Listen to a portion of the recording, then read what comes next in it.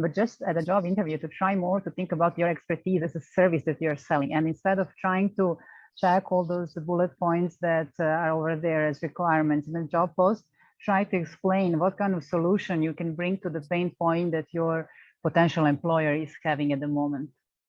I think that might actually differentiate you from the other candidates who are just trying to do check, check, check.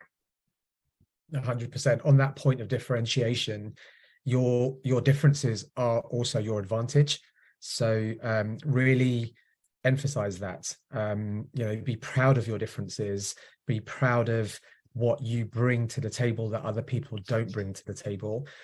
Because as we've said, anyone can go and learn how to use Excel, but you can't necessarily learn how to be empathetic, or you can't learn to be naturally strategically thinking or something like that, right? So bring your differences to the table,